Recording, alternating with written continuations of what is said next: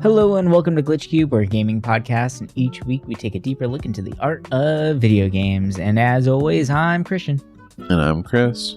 And welcome back, everybody. Thank you guys for joining us again here this week as we dive further into the world of games. And this week we are going to be continuing on with a conversation that we started last week, and that is the new upcoming games to end the year. Now, this year we've had some really big, heavy-hitting games, but November and December are knocking it out of the park. The list of games coming out is insane. There's so many to keep track of, and we were going to just do one episode on it, and we realized that's not entirely possible with how many games are coming out that actually look really good or interesting or have some new take on something. It definitely needed to be a two-parter. So here is part 2 of that conversation. And we have some fun ones for you guys. We definitely did not waste all the good ones in the first episode, because I tell you, leading up and us, right before we start recording this, we're still finding new ones that are just kind of blowing us away. So this is going to be another fun little dive into this. But I guess we could start out with something a little bit simpler before we, it's kind of hard to say simple because of how many games are really coming out. No, actually, let's start with this. Last week, we talked about a couple games that we actually started playing. It just kind of shows you how fast we record these episodes. But I started playing Tactics Ogre, and I know you, Chris, started playing Pentiment, correct? Mm-hmm. So why don't we start out with talking a little bit about those games. Now, for those of you who have not listened to our excitement over these titles in the last episode, we were pretty jazzed about both of these. Both of them are very different games, but they have something amazing to them. And I'm curious if Pentiment held up to what you were expecting, and I'll let you know if Tactics Ogre is holding up to what I was hoping for as well. So why don't you start us out? How is Pentiment so far? Is it actually holding up to the hype that you had when we were talking about last week? So I'll just put it this way first. I was in the middle of God of War Ragnarok, right? And I'm maybe 13 hours into it. I'm into it. And Pentiment just kind of stole me away from it. And I mean, I don't want to say that's not hard to do, because I mean, God of War is a cool game, don't get me wrong. I'm definitely playing a lot of it also just because it's, the hype game. You gotta play these big games just because they're not that often that it happens. Right. But Pentiment is just special in a way that I knew it was going to be, but also it's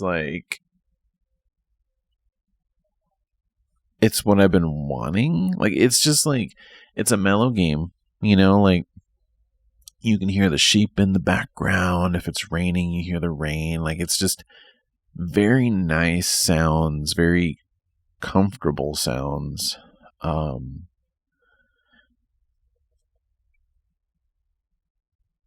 The humor's funny. The art is great. I'm just about to finish the first act, I think, because I'm coming to a conclusion of an event in the game. And it's interesting how many different choices you can go through. In the beginning, you get kind of choices to kind of plan out what you did in your past, right? Did you go to college? What kind of person are you? What languages do you speak? So for me, this takes place in Lower Germany, and my character speaks Italian and Latin, and I think Greek as well. He understands them. So for me, because I figured, if you're dealing manuscripts and stuff with the church, you're probably going to come across that kind of stuff more so than Flanders or other northern speak. And so it's helped me in my choices. And then your other ones, it's what kind of person are you? So I made it where, I'm into books. So I figured if you are a manuscript artist, you should probably be into books. So It'd be pretty funny if you hated them. yeah, there is a choice to be like, I'm gonna probably misspell this right now, but hedonistic. Hedonistic, yeah. Hedonistic, yes. And I was thinking, I want to do that because how funny would that be to just be this like rambunctious like flirt and like start trouble everywhere. But even at that point, I'm like, I know I want to replay this game just to go that route. Like right now, I am playing the kind of goody to an extent. I don't want to push anything. Like I want to go down a certain path with this character. And it's interesting because you can kind of keep your character's like personality through all these choices. A lot of games I find that are decision based like this, there will be times where you're thrown a question that just kind of breaks character almost. Right. I haven't really had that with this at all. I'm able to keep my character acting the way he's always been, and I really like that.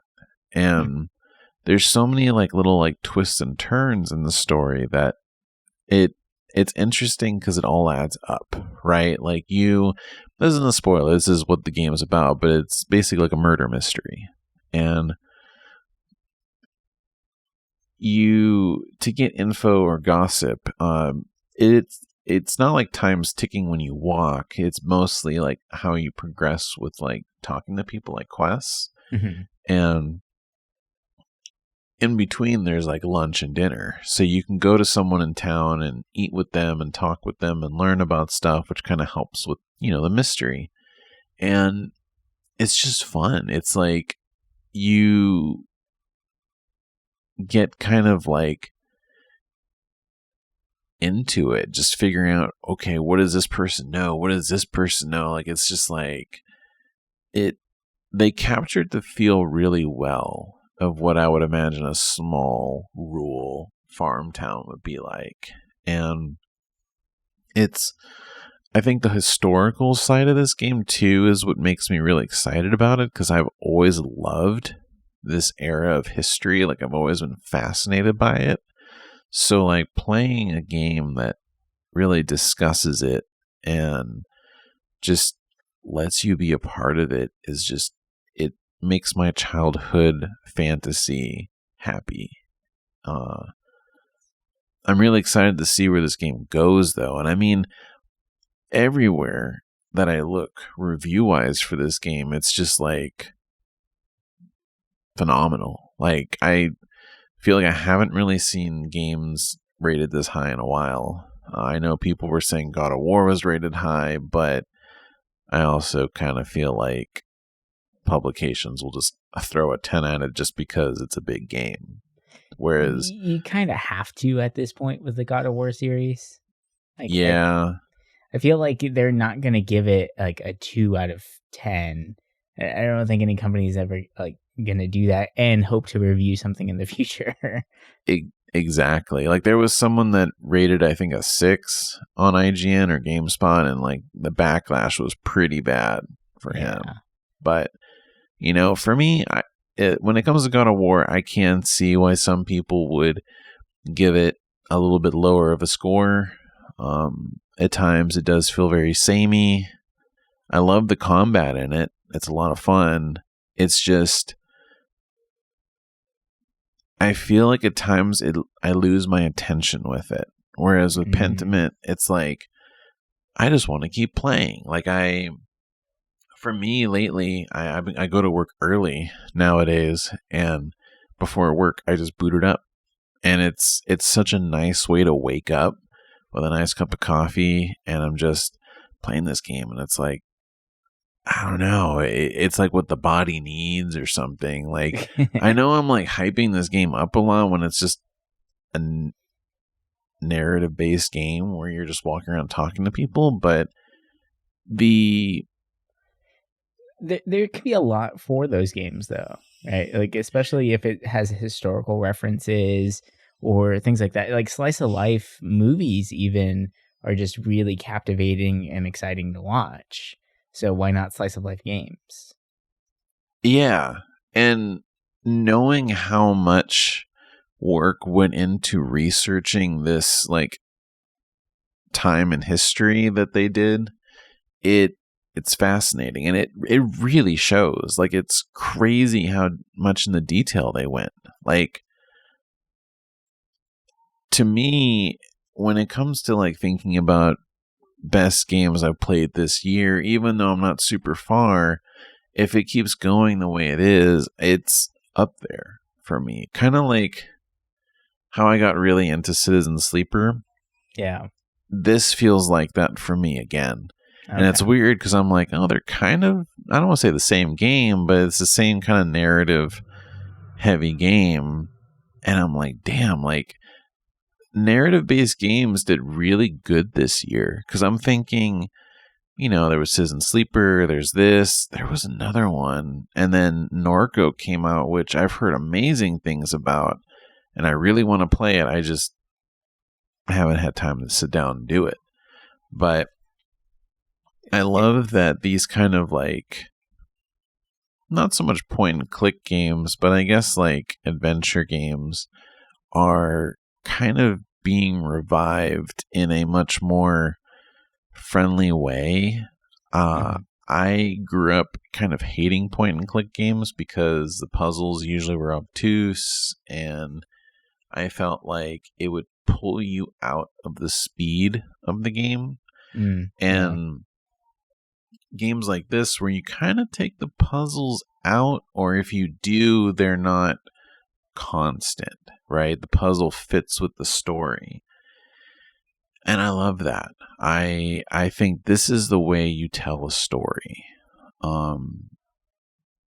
And the thing with this game too is that almost kind of like Citizen Sleeper, where it's like every action you do, it feels like you are learning more, you are advancing the story. You know, there's so many games out there that do this style, but like you do something that just feels like filler, right? You're doing something to waste a day because it's right in the timeline. Like, no, this feels like you're filling your time up with like stuff that actually reacts to the story.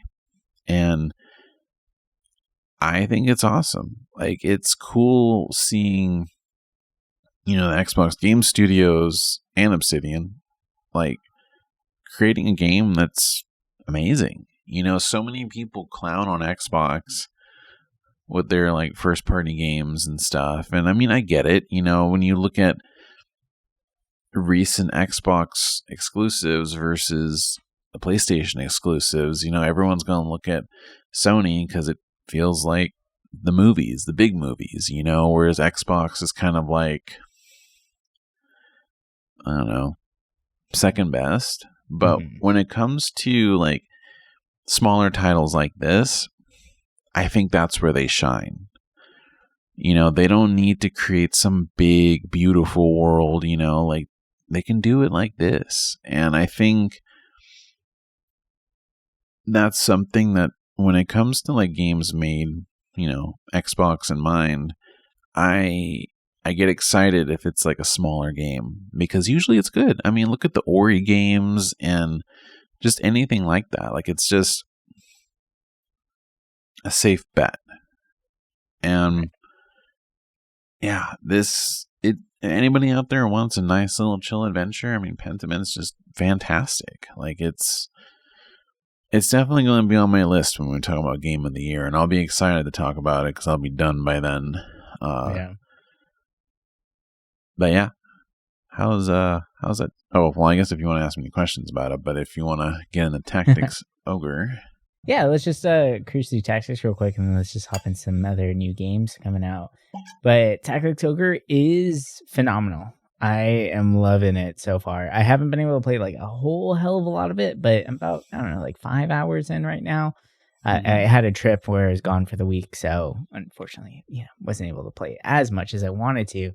But there is so much going on in this game. I love the fact that it's voice acted, and it voice acted very, very well. It's actually what I feel like I wanted triangle strategy to be.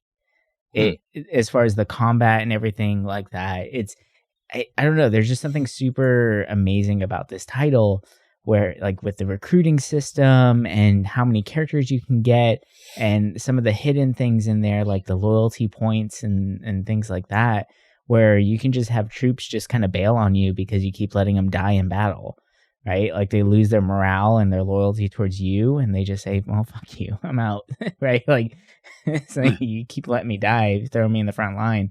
But there's a lot going on to it, and it is a very interesting system. It is a very intricate game, and it does not hold your hand with a lot of the stuff too. So I think I feel like it takes a very particular type of player to really enjoy this title.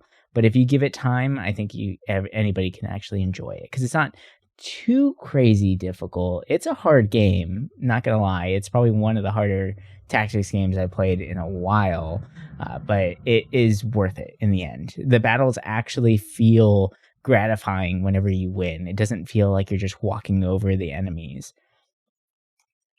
Even in the training sessions too. So in each castle that you've conquered, that's how you unlock the shop there. You get new items. You can get like little journal story bit kind of things going on. That's where cutscenes are.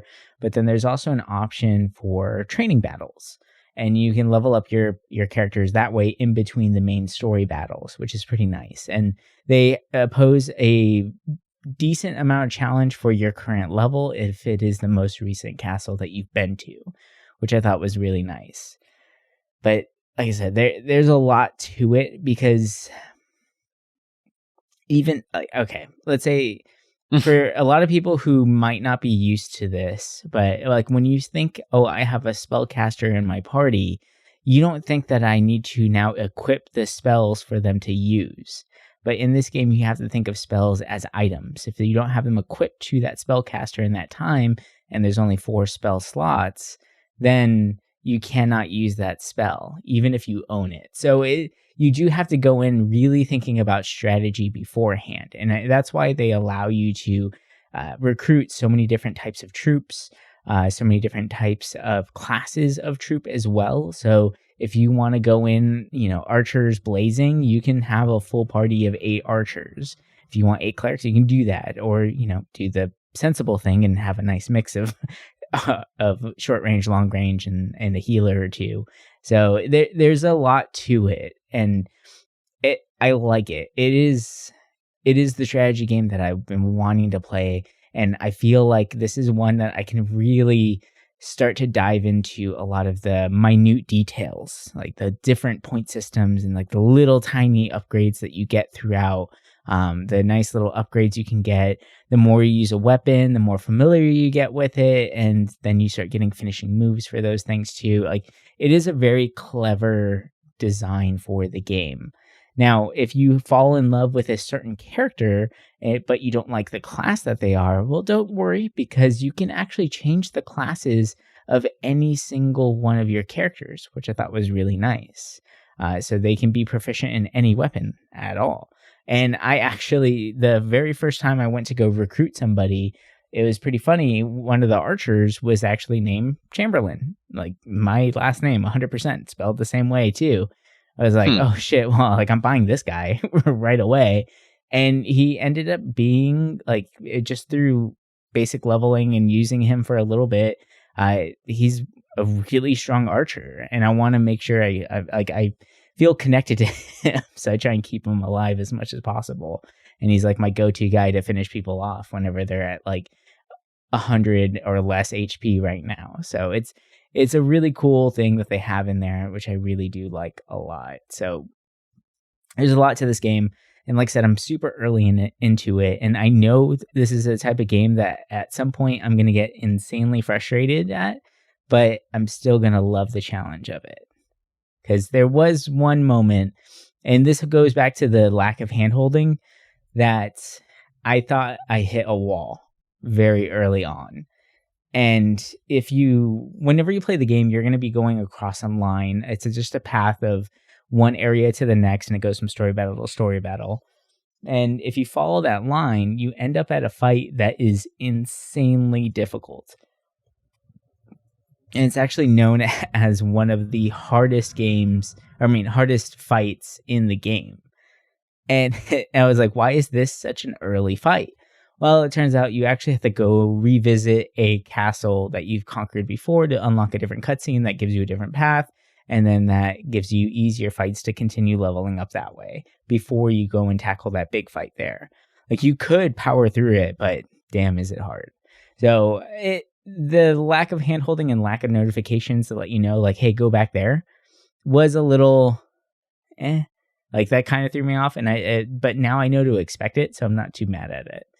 But yeah, no, I'm just excited to see what else I can get out of this game, what more I can get from playing it, and just enjoying the story of it, enjoying some more of this voice acting, what characters I can unlock, because while you can go and pay to recruit random people in the battles, you might run into somebody that is just an AI running around, and it could be like a really strong cleric, a really strong fighter, whatever it may be.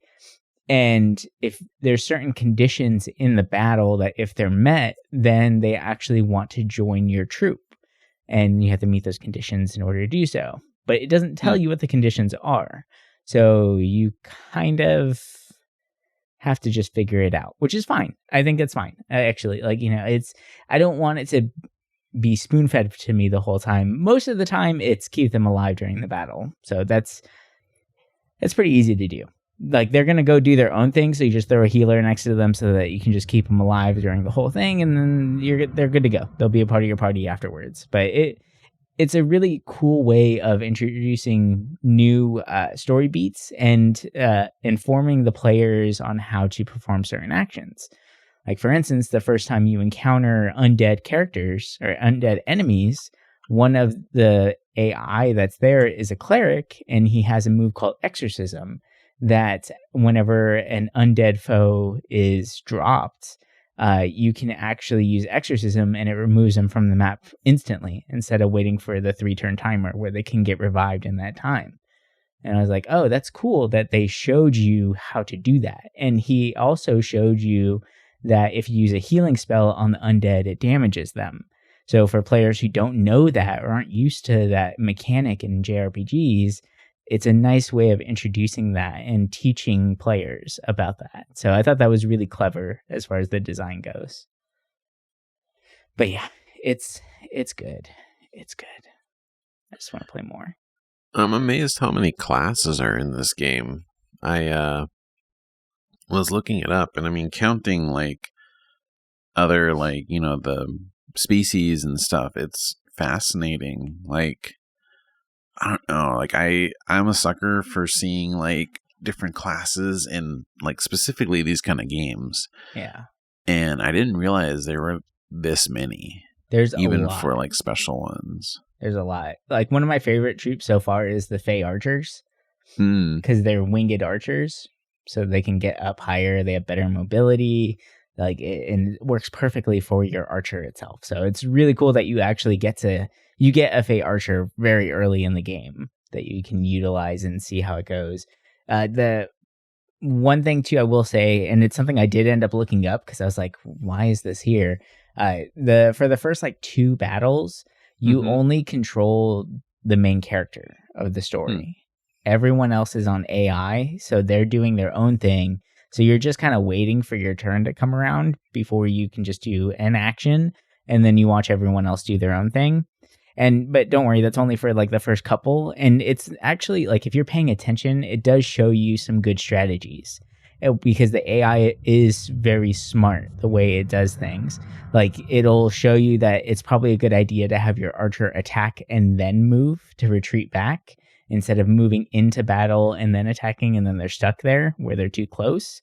It makes sure that either your clerics and your healers stay towards the back of the party, and they'll actually retreat really far, because luckily the healing spell has a very long range. So it's showing you all these little intricate mechanics if you're paying attention. So I would really stress, just kind of enjoy it, treat it like a tutorial video, and just kind of just enjoy that process.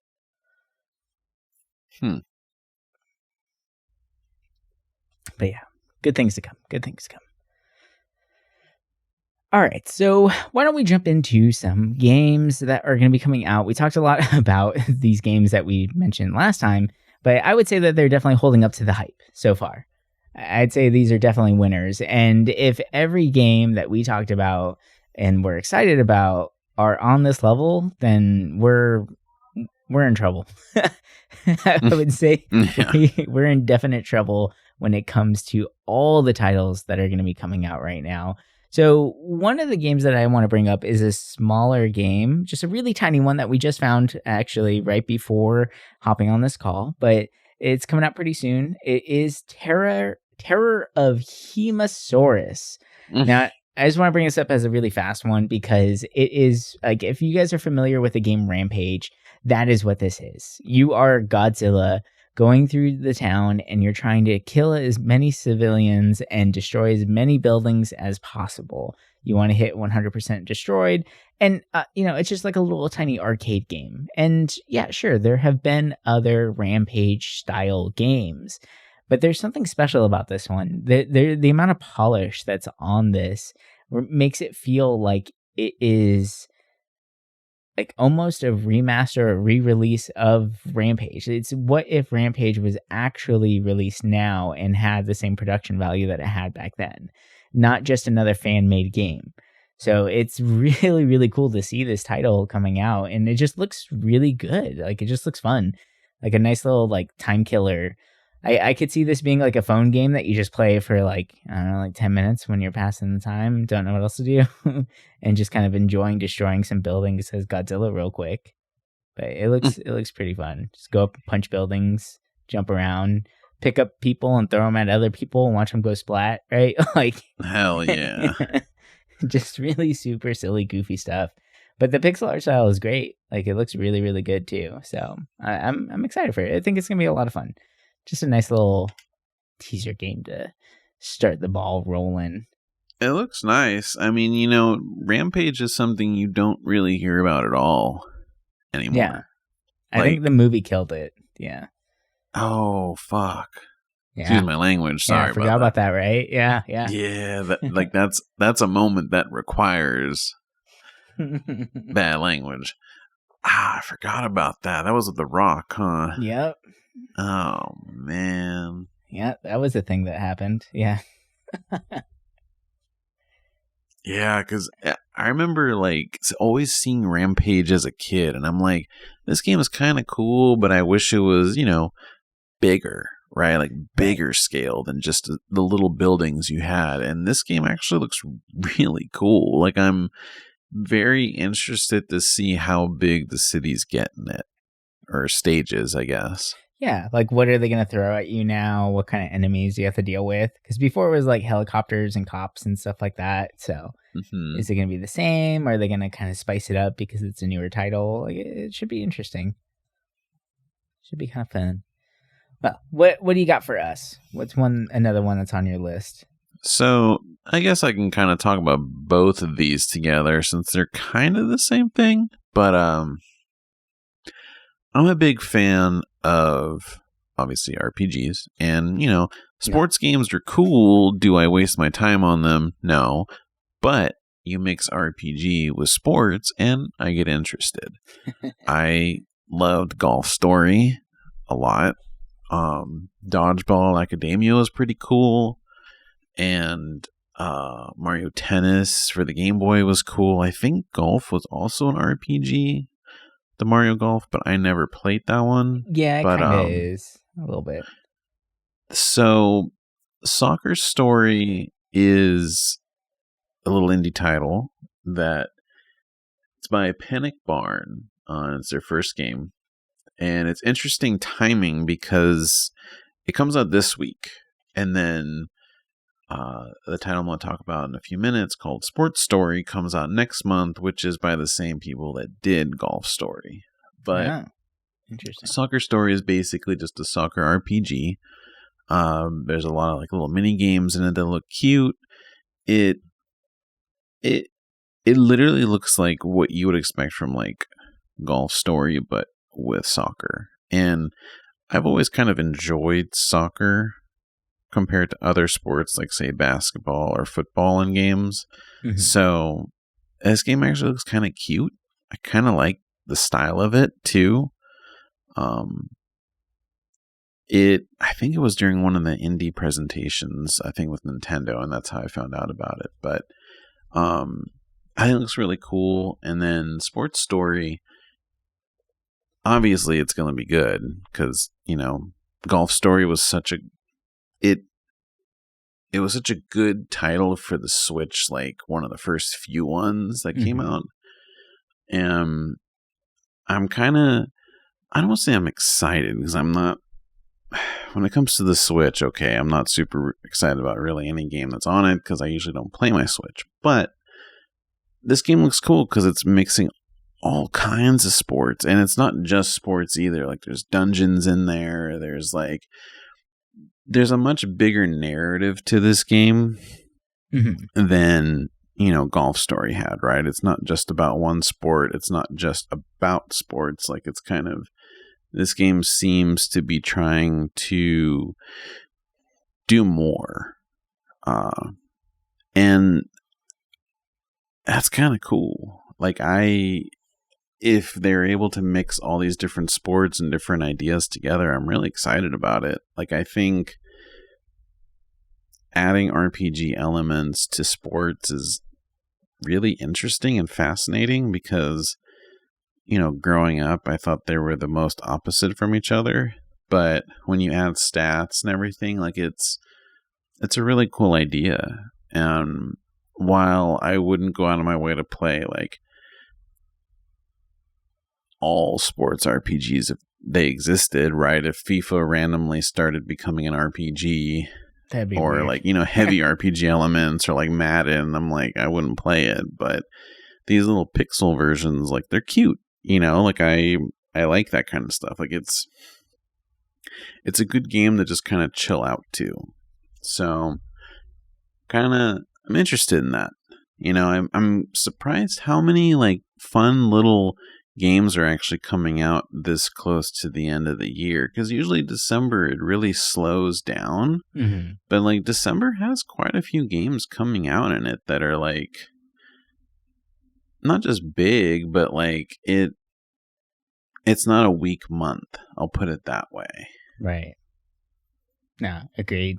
And actually, going along with that, with another kind of cute looking game, the game Aka, that looks phenomenal. It looks so adorable. And after just reading the little synopsis of it on Steam, I was like, yeah, I really want to check this out, because the trailer starts out with, after the war. Those are the words that play at the very beginning of the trailer.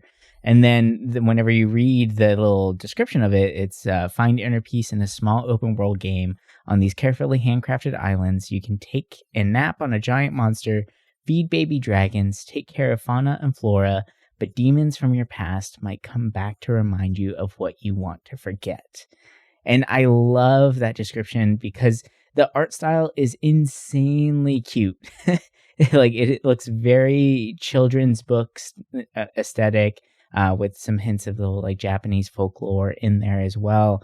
But I'm really excited to see what they do with this and how far they're going to take the story, because it really does sound like something that can go very deep. And I think that's kind of an amazing thing that a lot more indie games are doing, where they're using a simplistic art style to tell a very deep and meaningful story.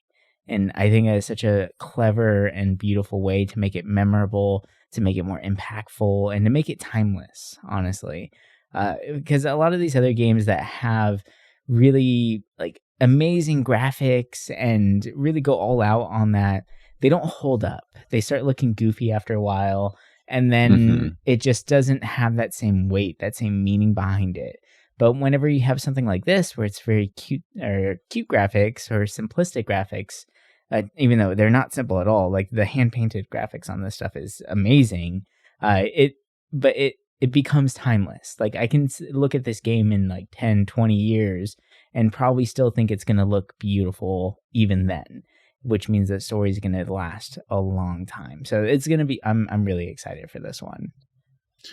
Yeah, when I first heard about this, I was like, "Oh, it's another farming simulator game," because that's what the trailer kind of sold it as. Like they were like, Yeah. "Oh, it's a game where you can grow plants and all this kind of stuff," and I was like, I don't really need another one of those. But then when I looked into it more, I'm like, why didn't they talk about everything else about it? And it's interesting because, yeah, there's the farming side of it that you can do, there's crafting. And what I find interesting is that there is a story, but you don't have to do it if you don't want to. Like, you can do it at any point. They don't push you to finish the story. It's just how you would be able to see more of the world. And I guess, there's like, you want to keep your character happy. And it's an interesting idea. I like that each island that you go to has a different theme. And yeah, this is actually like a game that I really want to check out that I didn't know I wanted to. Yeah. It looks phenomenal. I really like it. Excited. All right, so why don't we go to something a little bit more dark? What do you say? Why don't we travel real evil real quick? I totally forgot about this title until recently. But for all you horror fans out there, have you heard about Autopsy Simulator yet? Because Oh boy. that game looks freaking terrifying, actually. And I love the fact that they put in, like, so you work in an autopsy center, right? And you actually have to fill out the files, like the autopsy reports. You do all the processing of it, like cutting the body open, checking for wounds, moving the bodies back and forth on the gurneys from the cold storage to the observation room, all that, right? So at first it feels like it's just Autopsy Simulator, the game. That's what you're doing. It's for people who like gore and gross things. But then it starts getting really, really dark. You start hallucinating. You start seeing things. The bodies start moving. It becomes very demonic, very dark, very fast. So this looks like pretty freaking creepy, to be honest. And the sound effects of it are a little too real from some of the stuff I've seen. And I totally forgot about this title until recently. But yeah, this is gonna be a hard one to play, but a fun one to watch, I think. Reminds me of a Mortuary Assistant. Yeah, that was the game that I was just thinking about too. I saw a bunch of YouTubers playing that game for Halloween, but no, this is like the upgraded version of that, or like level 2 of Mortuary. So it's if you are familiar with that one, Mortuary's Assistant. It's a lot of that same processes where you have to cut it open, you fill the guts with all the stuff, you mix the things. Like, I feel like it's Mortuary's Assistant was the proof of concept for this title. So this is just taking it to that whole other level. So it's going to be creepy as hell, but a lot of fun. I think a title that I'm really interested in that I've been following for, God, I don't know how long, maybe like 2 years, maybe 3. It's coming out on the 7th of December. It's called Chained Echoes. Oh, yeah.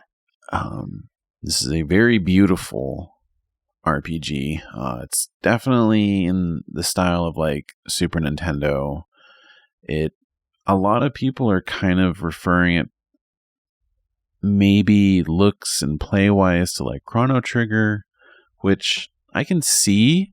I definitely think there's games coming out like next year that have more of a Chrono Trigger feel, like Sea of Stars. But right. I mean, this game, this is turn based still, so it is. Yes, I didn't know this game was coming out this soon. I mean, this soon, but it's like, I'm surprised. I thought it was going to come out next year, so I'm actually really excited for this. Like, it looks great.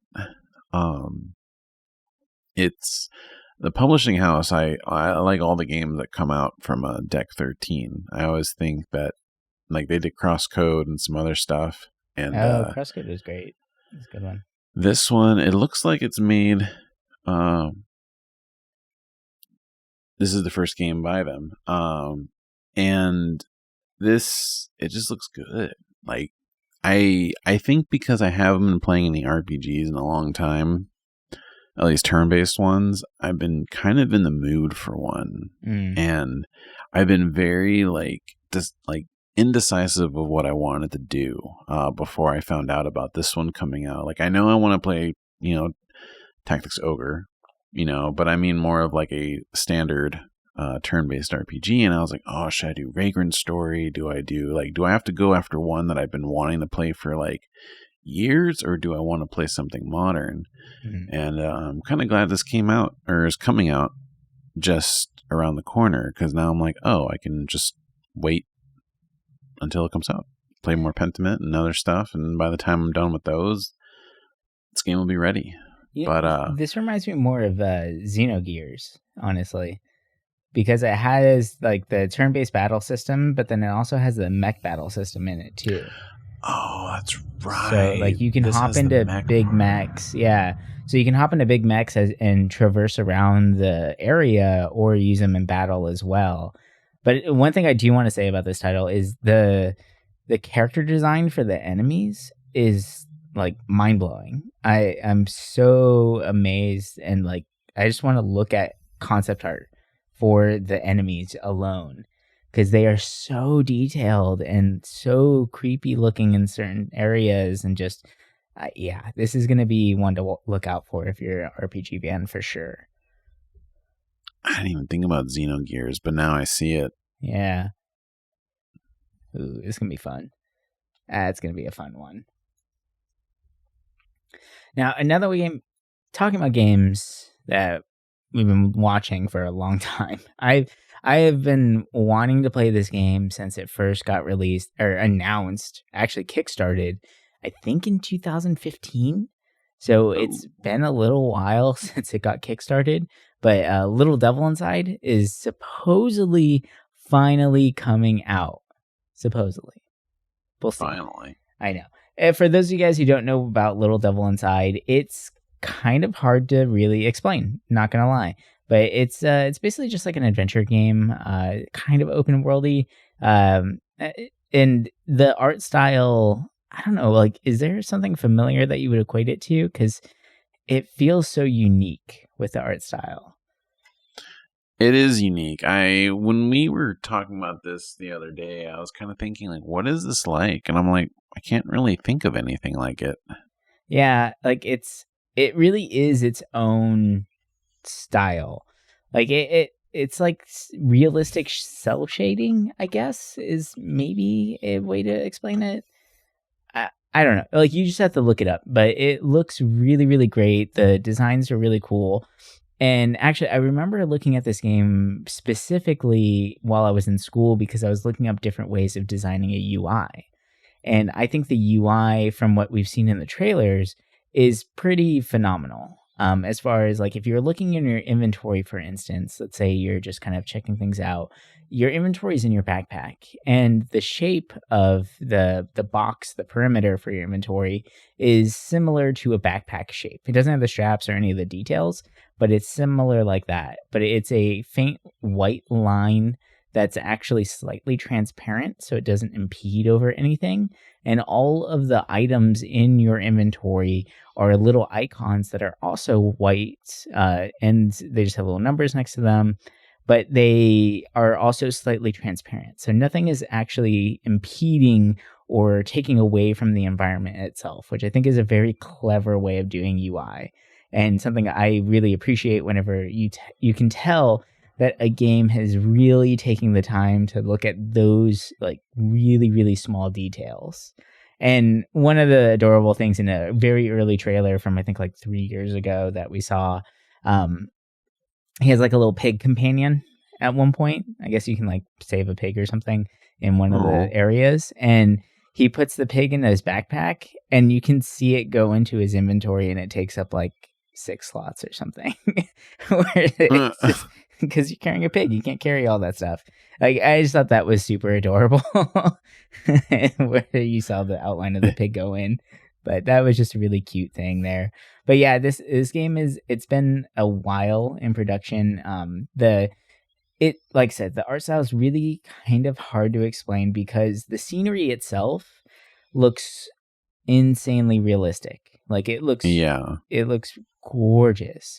But then the character designs are cartoony, cel shady kind of style. So it's almost as if Samurai Jack was 3D. That's a good. Yeah, I like that. Right, because it's the same kind of like body shapes, I would say.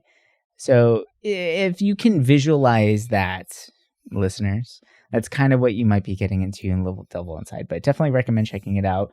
It doesn't have like a legit release date. It just is Q4 2022. So, and it's been pushed back so many times. I'm putting it out into the ether as like hopeful that it actually comes out this time. Because this game was originally supposed to come out on the Wii. Oh, no, the Wii U. Yeah, it originally got Kickstarted for the Wii U. And then it's been pushed and pushed and pushed. So we'll see. And it looks like it's going to be on PlayStation and everything like that going forward. Yeah, I'm rewatching the State of Play trailer from last October in 2021. Yeah. And I definitely want to play this. Like I love the style. I love just everything about it. Like it's the water physics alone has me like I just want to buy it just to experience the water. But it looks cool. Like I'm like curious how big it is because like you know when you look back at the old footage of like all the desert stuff, you don't even see any of that part in the State of Play trailer. Like the State of Play trailer shows stuff that it's like totally different than anything else. And it's like, this game looks so grand and I actually forgot that it existed because no one's talked about it until you brought it up. Yeah. Which is a bummer because I think this would be, when it does come out, I think it's going to be one of those like bigger indie titles that will stand out. Yeah. You're basically like a monster hunter and you have like a badass butler that's helping you out the whole time. So that's kind of the vibe that's going on with it. And just, excited 100% for this one. Now, why don't we jump into the Evil West? That's a game that looks pretty rad. So Evil West is exactly that. It's a Western game, but set in evil. No, just kidding. It is a Western style game, action game, where you're hunting down vampires, and it just looks kind of crazy, to be honest. And like you are a vampire, or a shotgun wielding, lightning gauntlet holding vampire hunter during the Wild Wild West. So there's a lot going on there, but it looks damn cool for what it is. I think this is just going to be one of those that's a really fun, like 20-hour experience just to kind of break up the monotony of some other titles. I don't feel like this is going to be a game that you play for the story. It doesn't look like it. It just looks like one of those games you play for like something fun and just kind of chaotic for a little while there. It's like, what was that one game, Bullet Hell? Or what, I forgot what it was called. Bulletstorm, yeah, right. Where it's just like ridiculous, right? Ridiculous shooter of the game, and this like this is giving me the same vibes as that. It's funny because I remember hearing about this game a while ago, and then I thought it was the same thing as Weird West. Oh yeah. And then so I kind of lost interest in it, and then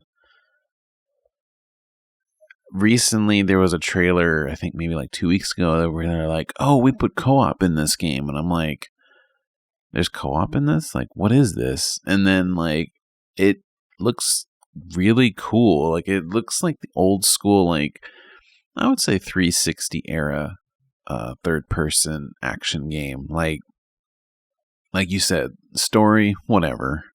You're there for the combat, especially with co-op. Like it's one of those games that you would just want to play with your friend and like goof around. Like after hearing it's co-op, I'm actually very interested in playing it. I think It's by the same people that did the Shadow Warrior, the modern versions of those, which, you know, I think they did a great job with those. They also did Trek to Yomi, which it's a very cool looking game. And I know I've talked about this a little bit before, but the problem with that game is that it repeated itself too much and became too repetitive, and I lost interest, which almost makes me worry a little about this game if it gets like that. But at the same time, this game, you kind of expect it. Yeah. Compared to Yomi, which is like more of a story heavy game. So with this, yeah, I'm like really interested in it, and I'm surprised I think it'll basically be coming out a day after this episode goes up. So I'll be curious to see what people think of it, because early impressions, people seem to really dig it. They say it's more so like an old style game, which is kind of cool. So for me, I think some titles that I've been kind of interested in, one, the modern kind of like redoing of Dwarf Fortress is kind of exciting. This is a project I've been following for a very long time. I remember I followed it on Steam, and every time I look at the activity page, there was always something like, we're adding this to the game. And I'm like, this game looks so cool, but it's going to be high above my like attention span. But now that the game looks really beautiful, and it comes out on the 6th, and I think this might be the time I finally get in the Dwarf Fortress.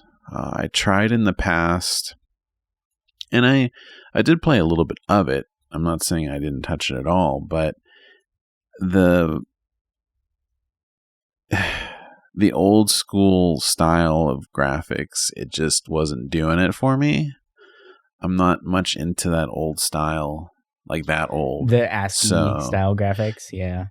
Yeah, ASCII for me looks best when it's, you know, on a walkthrough on GameFAQs, when people do those yes. cool art styles. When they remake the Final Fantasy logos in ASCII. Hell yeah. That's an old art, man. When people used to write walkthroughs the length of like a dissertation paper or something like that, God. Or like it's just for fun, crazy, too. Man. Just for fun. They didn't get anything out of it. Exactly. It's crazy. And it was like, when you go back, especially a lot of the big games, it was like one dude who did so many. Yeah. I feel like it was Penguin or something. I forget. But I feel like I've looked at so many. It was like Dark Penguin, I think. I feel like I've clicked on that before a lot. So. And it's like, yeah. I know it was sidetracking, but fuck, those people were crazy. All that time spent. But anyway, so excited about Dwarf Fortress. I always wanted to really get into it. I have had friends who are obsessive about it in good ways and bad ways. It's definitely one of those games I've always wanted to play because of the importance of Dwarf Fortress. And actually, after seeing it this week at the MoMA in New York, actually like in the Modern Art Museum, like that was, or the Museum of Modern Art, sorry. Like that, it's such a crazy idea. It was on the wall, like just showing gameplay footage, and that was in the museum. It made me really appreciate it even more and actually want to check it out. So I just don't know if it's a game that I can really lose myself into. But I don't know. There has to be something to it if it has been curated as an art piece now. So yeah, I think that's worth a shot. I don't know. When it comes out, I think I'll give it a try. But some other little quick mentions. I loved this game back in the day. It came out kind of at a time that I needed it because I was really depressed at that point. But the new Goat Simulator's coming out, and seeing how it's heavily focused on like co-op and stuff, even though I look at the game and I cringe, it's a fun time. You can do stupid stuff with it, and sometimes it's like that's just what the body needs. So I'm I'm interested in seeing what it's all about. Yeah, it'll be fun to check it out just to see what ridiculous things you can do now. I think when the first game came out, it was such a,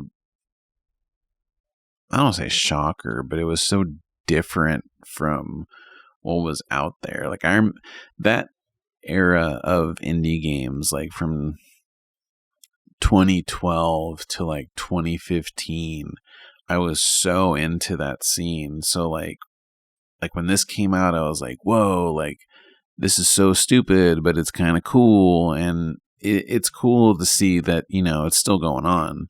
And another title that I think was I don't want to say one of the first few indies, but it was like in that early time, the new McPixel. It's weird because when the first game I got really into, because it's kind of like WarioWare a little bit, where it's just a bunch of mini games that tell a story. Like I like it just because it's fast paced and different.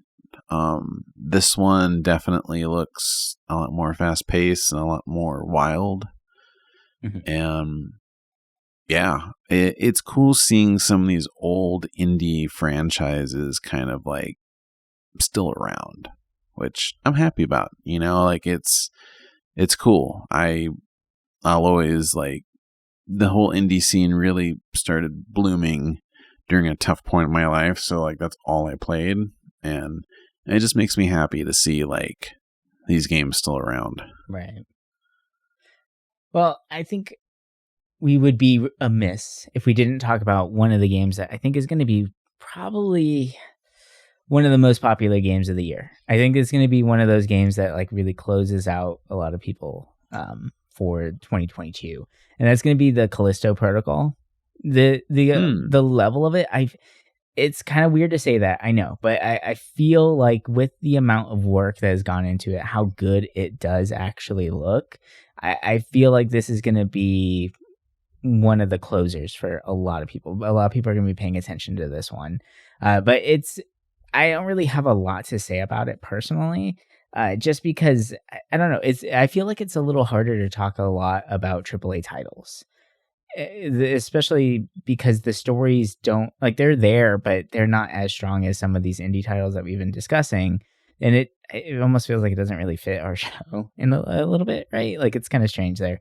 But with the Callisto Protocol, whenever I look at it, it feels like Dead Space in jail. And I absolutely love Dead Space. I thought that was a fantastic game. But this looks like that to me. And I like the aesthetic of it. I think it's going to be a very interesting setting. I think it's going to be like pretty creepy. I think it's going to have really good action, or at least that's what it looks like so far. But I don't know. I'm pretty jazzed to see some more. And it comes out like next week, right? Something like that. I think 2 weeks. I think it's like the first week of December. December 6th, I think, right? Something like that. Yeah. So it's going to be, I feel like this is going to be one that is going to be on a lot of people's radar. December 2nd. So it looks cool as hell. I will give it that. So I'm curious. I'm excited. All right. It's interesting because people that worked on Dead Space are working on it, yet there's a new Dead Space game coming out. Well, a remake. So it's interesting. I'm really curious how this game is going to be. And I mean, I'm always hungry for space horror, I guess. So I mean, it's definitely something I'm going to pick up. Yeah. I think it's going to be just a really good time play kind of game. I don't think it's going to be one of those that we're playing for the feels like Aka or some of the other titles that we've talked about, but just another good time feel game. Just a good game, right? And then the last game on my list is the ultimate fanboy game. You're playing it because you absolutely love this franchise, not because the game is any good whatsoever, because it might end up being one of the worst games ever, but who gives a shit? And that is going to be Gundam Evolution. For all those Gundam fans out there who have been wanting a good Gundam fighter game, I really feel like Gundam Evolution is finally that. I feel like it's finally what we've been wanting, because that was one of the biggest complaints in a lot of Gundam games, is that you don't feel the weight of the Gundam. It doesn't feel as epic or anime moment as the Gundam show itself. In any of the fighting games, if any of the other Gundam games out there, the closest thing we've had is what Zone of Enders. That was pretty cool as far as like a Gundam game, or it wasn't a Gundam game, but like a giant mech game. But now we have Gundam Evolution coming out, and this looks crazy.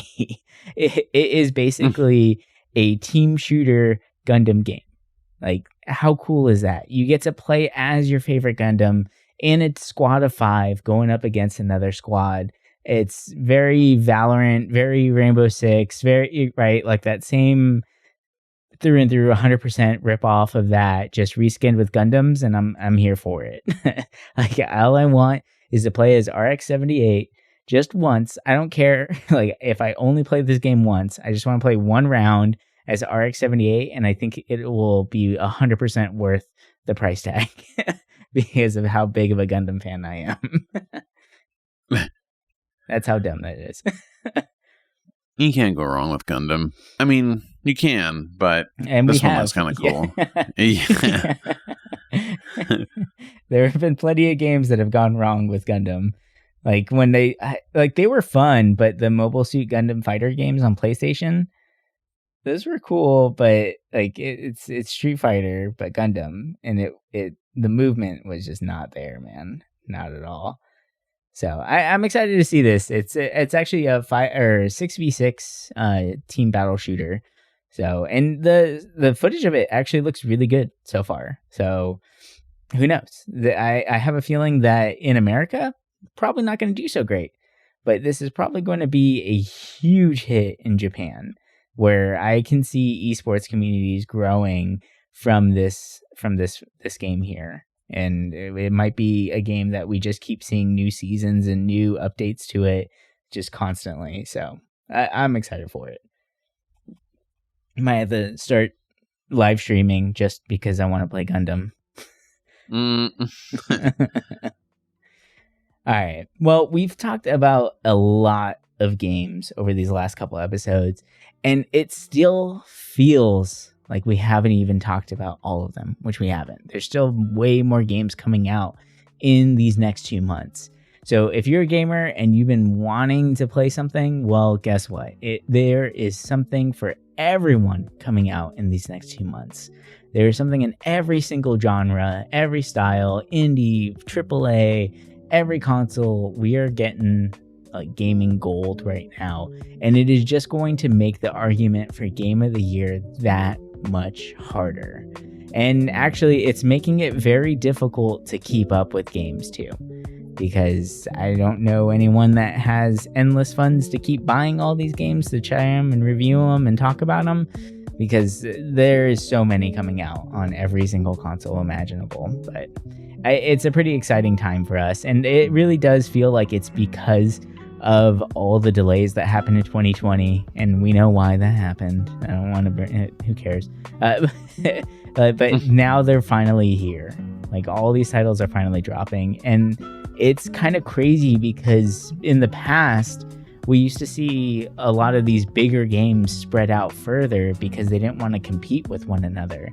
But now we have games, like big title games, coming out days apart, sometimes even just one day apart from each other, which you would not have in the past because they didn't want to compete with the purchases, right, and all that. But like, everybody wants to get their titles out now, and it's pretty exciting. So yeah, if you're a gamer, then get ready, and I hope your wallet is full, because holy crap. Here they come. Here comes the flood. All right. Well, that's going to do it for us this week. Hope you guys have enjoyed our little conversation here, diving into a bunch of the new games at the end of the year. And we will talk to you guys next week as we dive further into the world of games. But until then, bye for now.